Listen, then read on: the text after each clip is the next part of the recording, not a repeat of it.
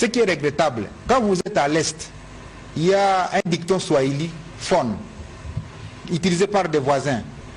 Tout ce que nous recevons là-bas, ils disent Fagili à Congo. Ça veut dire quoi? Fagia, ça veut dire balayer. Donc tout ce qui est ordure, tout ce qui n'est pas consommé dans ces pays voisins, on balaye ça, on ramène ça au Congo. Est-ce que devons-nous continuer à accepter ce genre de traitement? Comme État, des autres États voisins pensent qu'ils doivent balayer les ordures et c'est les Congolais qui doivent aller les consommer. Je me rappelle, j'étais maire de Butembo en 2003, 2004 et 2006. J'ai interdit, même si je n'avais pas encore à ce moment-là le pouvoir, je savais que j'allais être ministre du Commerce extérieur 20 ans plus tard, j'ai interdit la consommation de têtes de poisson. Parce que simplement, j'avais amené ces têtes de poisson au niveau du laboratoire et on a découvert qu'elles étaient pleines de salmonella. Les salmonella, ils sont à l'origine de la fièvre typhoïde. Et il y avait de la fièvre typhoïde dans la ville de Butembo. À tout moment, on ne sait pas comprendre comment les gens ont la fièvre typhoïde. Alors, lorsque j'ai eu les résultats de laboratoire, j'ai interdit la consommation, comme maire à l'époque. Ces têtes de poisson venaient de l'Ouganda. Et on les sortait des poubelles pour les amener pour la consommation congolaise. Donc vous voyez comment on traite les Congolais. Ce qu'on ne peut pas consommer dans les pays voisins, on dit Fagiri à Congo. C'est-à-dire, balayons ça, ramenons ça aux Congolais. Donc c'est pour vous dire que les mesures que nous prenons sont des mesures d'un État moderne. Parce qu'on ne peut pas continuer, même si nous devons faire des relations avec nos voisins, on ne peut pas continuer à être les dépotoirs, les déversoirs de tout ce qui ne peut pas être consommé dans les pays voisins. Si vous voyez tous ces pays voisins, ils ont même des produits sur lesquels ils écrivent « for export only », c'est-à-dire uniquement pour l'exportation. On doit se poser la question, est-ce réellement parce qu'on nous aime qu'on veut nous amener ça en exportation ou parce que le contenu de ces produits est tout à fait autre? Donc c'est des questions qu'on doit se poser. Pourquoi for export only? Et ces produits-là, vous ne pouvez pas les voir dans ces États-là. C'est seulement destiné à l'exportation et principalement la RDC. Donc je crois que nous avons des choses à faire et c'est la raison pour laquelle nous militons pour la modernisation de l'OCC, qui est l'Office congolais de contrôle, dont nous devons moderniser les laboratoires. Parce que l'OCC, c'est lui qui a le pouvoir du contrôle de la qualité, de la quantité et de la conformité.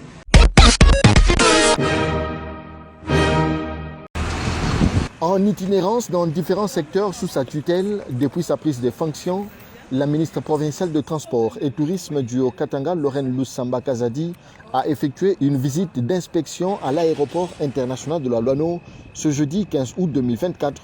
En compagnie de la commandante de la régie des voies aériennes, Madame Marie Omanga Opunga, Lorraine Lusamba a entamé sa visite par le site qui abritera le nouveau aérogare dont les travaux seront incessamment lancés par le gouverneur Jacques Kabula Katwe afin de moderniser cette porte d'entrée et de sortie de la province.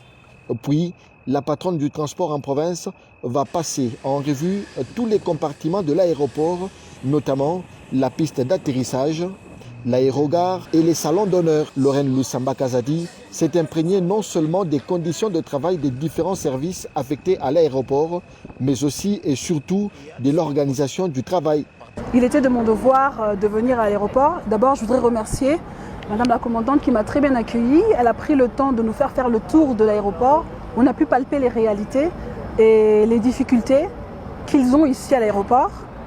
On a pu voir les travaux nécessaires qui doivent être effectués pour améliorer les conditions des passagers, mais également aussi les conditions économiques, les conditions touristiques, parce que en tant que ministre du Tourisme, le chef de l'État a un plan. En 2030, on va être les 6e subsahariens qui sera orienté par le gouverneur, Excellence Jacques Kabula Katwe, qui m'a envoyé ici en mission pour voir comment on peut améliorer l'aéroport de Loano.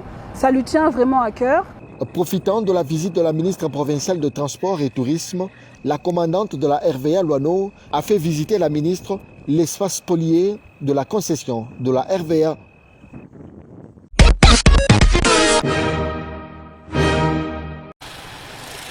L'opération Zéro Trou se poursuit sans désemparer à Lubumbashi. Le ministre provincial des Infrastructures, Jean-Paul Kwetamumba, était sur le terrain ce mercredi 14 août 2024 pour s'en rendre compte. Tout est parti de l'avenue victime de la rébellion. Ici, les travaux d'asphaltage évoluent normalement. Jean-Paul Kweta Mumba a juste après pris la direction des avenues Ngongolutete et Ruby. À ce niveau, les travaux de la couche de fondation sont finis et il ne reste que la couche de base. Pour terminer avec cette visite d'inspection des chantiers de la voirie, le ministre provincial des infrastructures s'est rendu sur l'avenue Mounois où les travaux évoluent également. L'opération Zéro Trou est un vaste programme du gouvernement provincial qui vise à rendre fluide le trafic dans la ville de Lubumbashi et aussi pour lutter contre les embouteillages. Un constat positif du numéro 1 des infrastructures dans le Haut-Katanga. Et nous pensons que les travaux évoluent très bien. Pour 150 km, on a déjà fini avec la couche de base. Et sur l'opération Zéro Trou, d'ici la fin de la semaine, je pense que les chantiers qu'il y a en cours peuvent être finis. Le directeur provincial de l'OVD, l'ingénieur Dieudonné Aboula, a guidé cette visite. Il a promis que bientôt, des panneaux de signalisation seront placés à plusieurs endroits pour faire parler la route.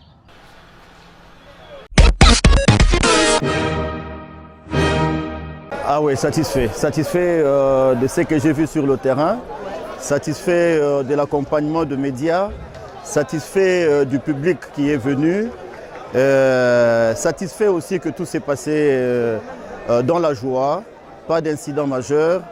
De plus en plus, la philosophie est en train de prendre dans ce qu'on voulait. Et voilà. Ce que nous voulions, c'est que qu'il y ait ce football réellement dans les provinces. On avait plus un regard sur Kinshasa. L'année passée, c'est le Sud Kivu qui avait remporté le trophée. Cette année, c'est le Congo central. L'équipe de Mazembe qui a remporté aujourd'hui, l'année passée, elle a été éliminée en quart de finale. Et cette année, elle arrive en finale. Ça prouve à suffisance qu'au niveau de l'intérieur, on commence à prendre au sérieux ce que nous essayons d'imprégner à partir de Kinshasa. C'est ce que nous voulions et c'est ce qui se passe réellement sur le terrain. On le fait, on organise, on est sur le terrain avec beaucoup de difficultés. Quand vous arrivez à atteindre votre objectif, ça ne peut que faire du bien. On a eu les provinces comme les ligues comme celle du Kasaï occidental qu'on attendait le moins. On a eu l'Équateur qui est venu avec 3 équipes. On a eu le Congo central. Bref, il y avait une diversité de football, il y avait une diversité de cultures, mais le tout autour d'un ballon, autour de la Fédération congolaise de football, autour de la Ligue nationale de football de jeunes. Et ça ne peut que faire la fierté. Avec l'accompagnement de la direction technique nationale, là, on se rend à l'évidence que les encadreurs au niveau de jeunes commencent de plus en plus à s'imprégner du football de haut niveau. Ce sont des jeunes, mais vous avez vu l'évolution sur le terrain. On pouvait voir des changements de phase de jeu, on pouvait avoir plusieurs choses sur le terrain. Ça prouve à suffisance que la DTN est en train de faire son travail à travers ce championnat que nous organisons. Ça aussi, c'est l'un des objectifs qu'on voulait atteindre et nous ne pouvons qu'en être fiers.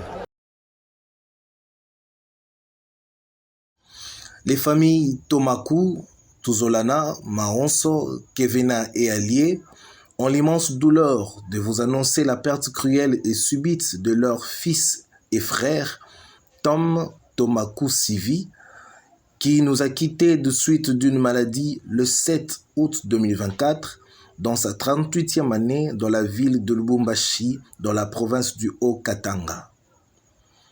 Le programme des obsèques se présente comme suit.